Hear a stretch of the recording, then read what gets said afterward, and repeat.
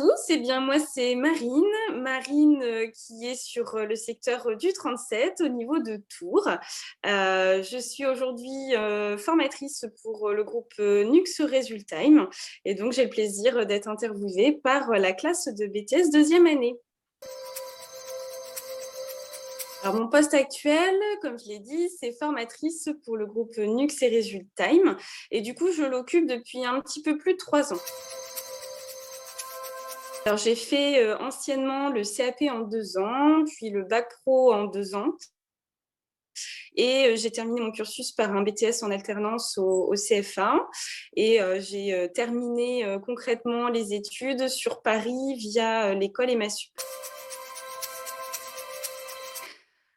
Alors, le parcours fut long, ça commence à faire maintenant. Alors, moi, EMASUP, j'ai eu la chance de le faire en alternance avec les parfums Christian Dior à la boutique Avenue Montaigne. Donc, j'étais immergée dans cet univers du luxe et notamment de Dior. Suite à ça, pendant 1 an, j'ai eu l'opportunité de faire un petit peu d'intérim sur Paris. On y passe toutes en règle générale. Et du coup, ça m'a permis de découvrir d'autres maisons de parfumerie telles que Guerlain, Chanel et Make Up Forever.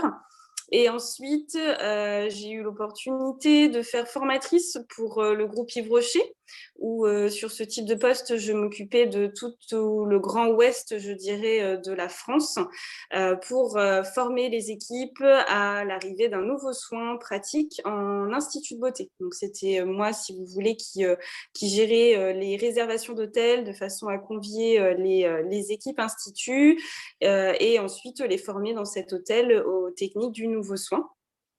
Voilà, faire de ce lancement une réussite. Donc ça a été fait sur un peu moins de 6 mois.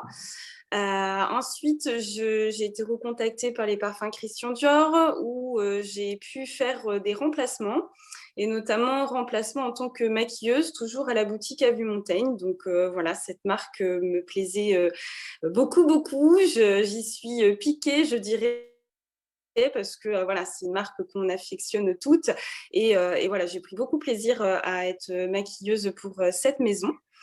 Ça, je l'ai fait à peu près pendant 4 ans.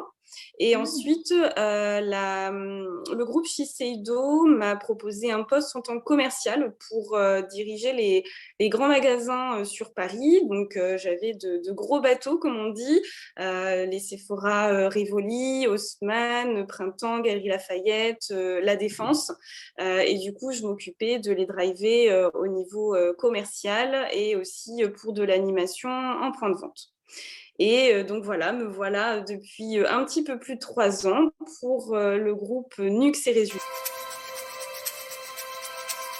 Je dirais que ma principale priorité, c'est de coacher, former les équipes et veiller à une bonne image de marque, que ce soit en conseil vente, en linéaire et autres.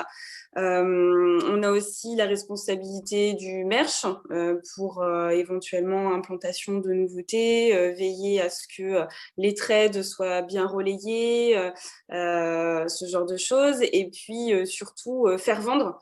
Faire vendre, c'est le maître mot de mon métier, c'est former les filles qui ne sont pas issues d'esthétique à ce qu'est la peau, à comment vendre le produit, comment vendre du rêve à sa cliente de façon à atteindre les objectifs que l'on s'est fixés en début d'année. Oui, tout à fait. Le déplacement, c'est important, hein. C'est ce qui fait que nos jours ne se ressemblent pas. On est toujours sur la route.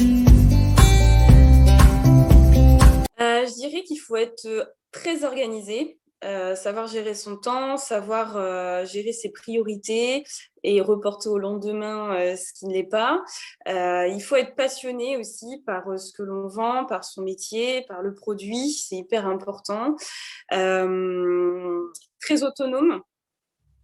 Parce que c'est nous qui définissons notre planning et qu'on nous demande souvent des visibilités sur un mois. Et aussi le sens de l'adaptabilité. Alors ça, je pense qu'on y est toutes passées sur 2020-2021.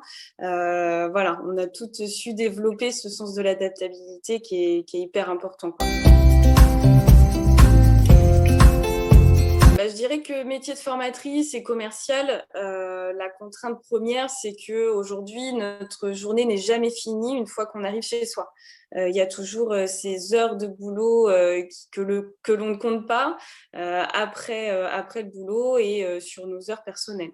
Donc ça fait partie d'une contrainte. Après, c'est les heures de route. Tout dépend du secteur que l'on a, mais les heures de route peuvent être fatigantes sur du long terme. Donc après, voilà, hein, il faut s'adapter à ça. Et en dernier, je dirais que ça pourrait être les séminaires. Alors moi, ça me gêne pas parce que voilà, cette effervescence du séminaire, c'est hyper sympa. Mais pour certaines, le séminaire, ça peut être hyper contraignant de prendre les transports, d'aller sur Paris en règle générale. En fait, la rémunération, on a beaucoup de variables. Donc, encore une fois, ça dépend si les objectifs sont atteints ou pas. En règle générale, c'est supérieur à 30 000. Je dirais qu'il faut être passionné par la marque. Il faut trouver une marque qui nous correspond. Faut surtout pas aller vers un laboratoire ou une marque par dépit en se disant que ça va voilà, nous faire une année supplémentaire ou de l'expérience. Je pense que c'est primordial d'adorer sa marque. Et puis voilà, après, sauter le pas et puis aller vers de nouvelles aventures, je dirais.